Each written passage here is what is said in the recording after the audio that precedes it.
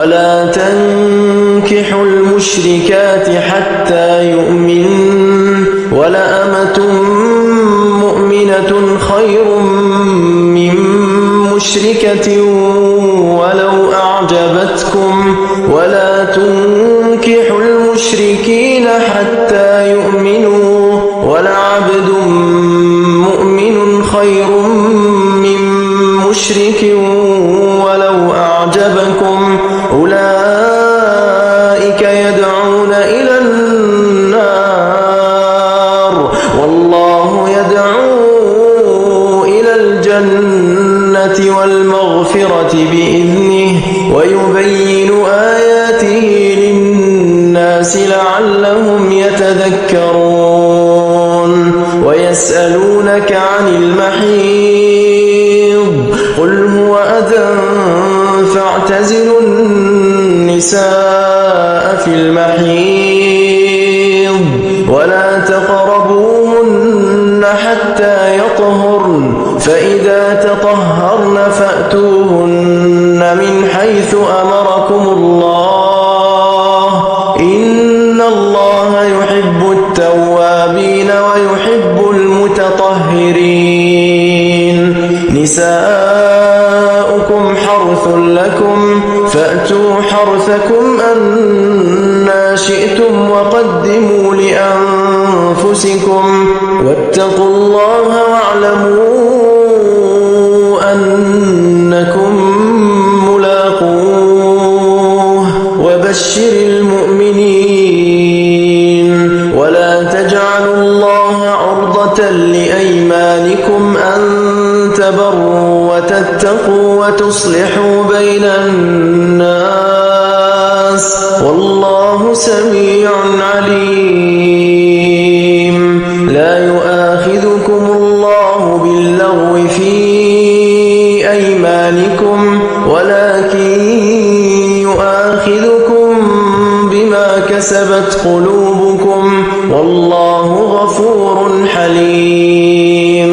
للذين يؤلون من نسائهم تربص 4 أشهر فإن فاءوا فإن الله غفور رحيم وإن عزموا الطلاق فإن الله سميع عليم والمطلقات يتربصن بأنفسهن 3 قروء ولا يحل لهن أن يكتمن ما خلق الله في أرحامهن إن كن يؤمن بالله واليوم الآخر وبعولتهن أحق بردهن في ذلك إن أرادوا إصلاحا ولهن مثل الذي عليهن بالمعروف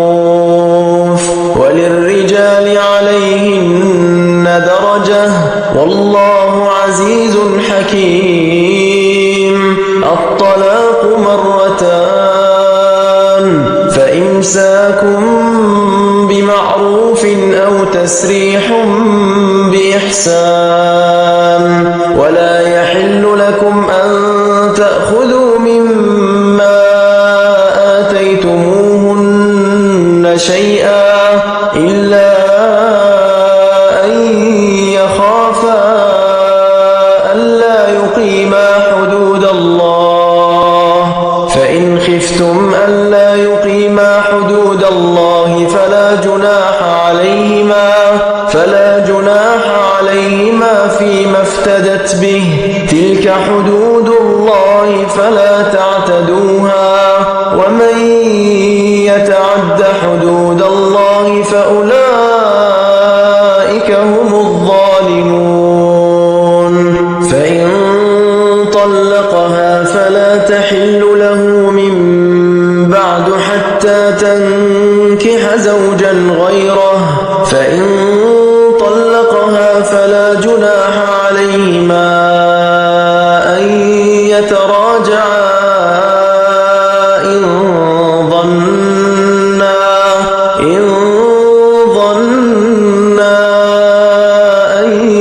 يقيما حدود الله وتلك حدود الله يبينها لقوم يعلمون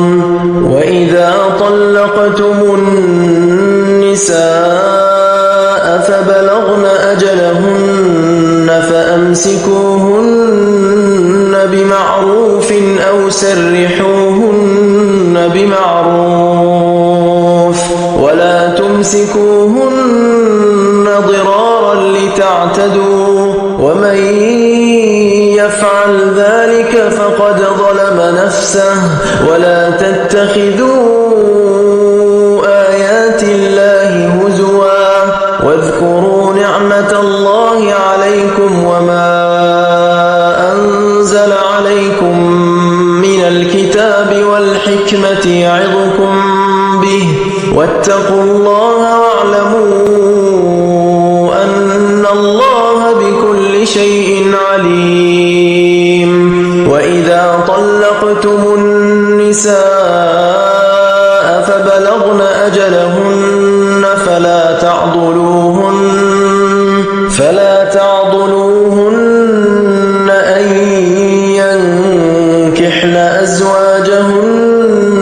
إذا تراضوا بينهم بالمعروف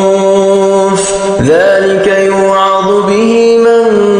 كان منكم يؤمن بالله واليوم الآخر ذلكم أزكى لكم وأطهر والله يعلم وأنتم لا تعلمون والوالدات يرضعن أولادهن حولين كاملين لمن أراد أن يتم الرضاعة وعلى المولود له رزقهن وكسوتهن بالمعروف لا تكلف نفس إلا وسعها لا تضار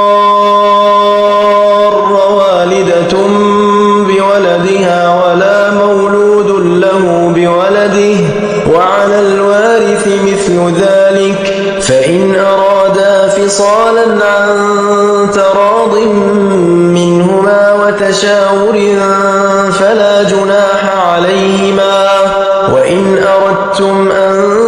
تسترضعوا أولادكم فلا جناح عليكم إذا سلمتم ما آتيتم